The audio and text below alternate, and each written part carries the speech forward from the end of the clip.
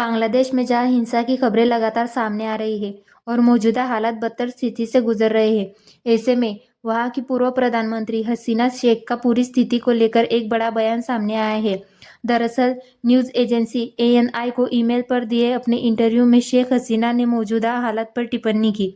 सबसे पहले बांग्लादेश की पूर्व प्रधानमंत्री शेख हसीना ने देश लौटने की मांगों को खारिज कर दिया। उन्होंने कहा, उनके खिलाफ चल रही कानूनी कार्रवाई पूरी तरह से राजनीतिक है और मौजूदा हालात में वह बांग्लादेश वापस नहीं जाना चाहेंगे।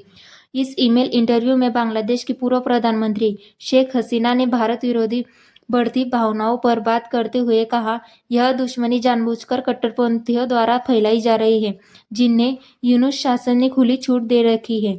यही लोग हैं जिन्होंने भारतीय दूतावास की ओर मार्च किया, बिना किसी डर के अल्पसंख्यकों पर हमला किया, जिसकी वजह से मुझे और मेरे परिवार को जान बचाकर देश छोड़ना पड़ा। यूनुस ने ऐसे लोगों को सत्ता के पदों पर बिठाया है और दोषी आतंकवादियों को जेल से रिहा किया है। इसके साथ ही उन्होंने आगे कहा, भारत के अधिकारियों और कर्मियों की सुरक्षा को लेकर भारत की चिंताएं पूरी तरह से जायज़ है।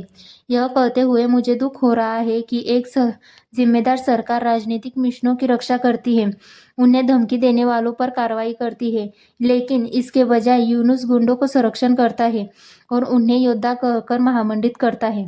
इसके साथ ही कट्टरपंथी शरीफ उस्मान हादी की हत्या का जिक्र करते हुए हसीना ने कहा, यह घटना उनके हटने के बाद कानून व्यवस्था की पूरी तरह बिगड़ने का सबूत है, जो अंतरिम सरकार में और भी बदतर स्थिति में पहुंच गई है। उन्होंने कहा कि हिंसा आम बात बन गई है, जिससे देश के भीतर अस्थिरता बढ़ रही है और पड़ोसी देश भी चिंतित है। हसीना ने कट्टर इस्लामी संगठनों के बढ़ते प्रभाव पर चिंता भी जताई है।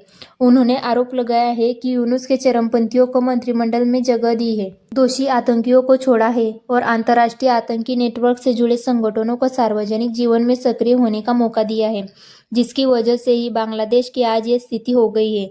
भारत के सिलीगुड़ी कॉरिडोर, जिसे चिकन नेक कहा जाता है, बांग्लादेश में इसे लेकर दिए गए बयानों पर भी हसीना ने कहा कि यह सारे बयान गैर जिम्मेदाराना है और कोई भी जिम्मेदार नेता उस पड़ोसी देश को धमकी नहीं देगा जिस पर बांग्लादेश की व्यापार और क्षेत्र स्थिरता निर्भर हो, और यह विचार बांग्लादेश में लोकतंत्र बहाल होने के साथ ही खत्म हो जाएंगे। आपको बता दें कि बांग्लादेश के इंटरनेशनल क्राइम ट्रिब्यूनल ने शेख हसीना को दोषी करार दिया था और इस मामले में उन्हें मौत की सजा सुनाई थी, जिसे लेकर शेख हसीना ने कहा कि वह बांग्लादेश तभी लौटेगी जब बांग्लादेश में एक वैध सरकार होगी और स्वतंत्र न्यायपालिका होगी। क्षेत्रीय संदर्भ पर बात करते हुए शेख हसीना ने भारत बांग्लादेश संबंधों में आई गिरावट पर भी बात की, जिसमें ढाका द्वारा भारतीय राजदूत को तलब करना भी शामिल था।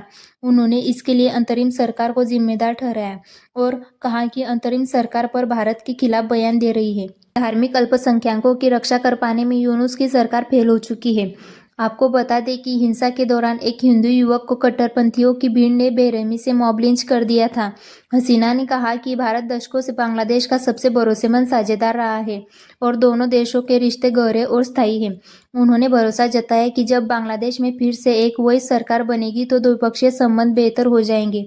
उनका कहना है कि भारत की सुरक्षा संबंधी चिंताएं जायज़ है और इसके साथ ही शेख हसीना ने अपनी मुख्य बात को दोहराते हुए कहा कि यूनुस को बांग्लादेश की विदेश नीति बदलने का कोई अधिकार नहीं है, क्योंकि वह एक चुनी हुई सरकार नहीं चला रहे हैं। उनके पास लंबे समय तक असर डालने वाले फैसले लेने का जनादेश नहीं है। आप शेख हसीना के इस बयान को कैसे देखते हैं? हमें कमेंट करके ज़रूर बताएं। All nutrients 1329।